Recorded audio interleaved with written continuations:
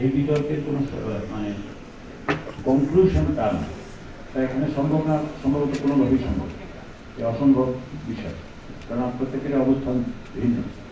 তো সেই জায়গা থেকে আমরা মনে করেছি যে এই প্রস্তাবটি গতদিনের আলোচনার সেন্টিমেন্টকে ধারণ করে এবং যে প্রতিশ্রুতি মুক্তিযুদ্ধের তার প্রতি আমাদের যে কমিটমেন্ট সেটা প্রকাশ করে, গণতন্ত্র সংগ্রাম যেটা আমার যতদূর মনে পড়ে যে সাম্য মানবিক মর্যাদা, সামাজিক সুবিধা এবং গণতন্ত্রের ব্যাপারে এক ধরনের এটা থাকার বিষয়ে মূলনীতি হিসেবে কম বেশি সকলেই মত দিয়েছেন এবং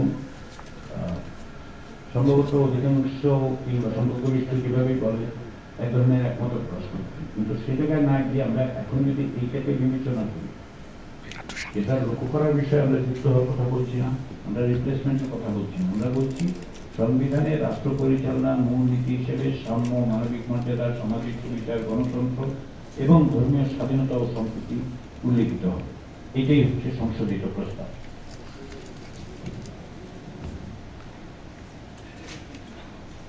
ধন্যবাদ মাননীয় সভাপতি।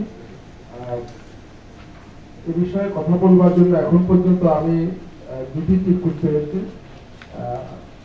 যাদের এই প্রস্তাবের সঙ্গে আগের মতোই বলি একই পদ্ধতিতে, যে যাদের ভিন্ন মত আছে এই বিষয়ে তারা কথা বলবার জন্য আমন্ত্রিত হবেন। যারা আগ্রহী তারা দয়া করে যদি একটু লিখে দেন তাহলে আমি সিরিয়াল মেনটেন করতে পারি। আমি প্রথমেই আমন্ত্রণ জানাচ্ছি জনাব রেদওয়ান আহমেদ, লিবারেল ডেমোক্রেটিক পার্টির মহাসচিব। তারপর আসবো যারা মোস্তাক হোসেন, একটা মোস্তাক হোসেনের কাছে।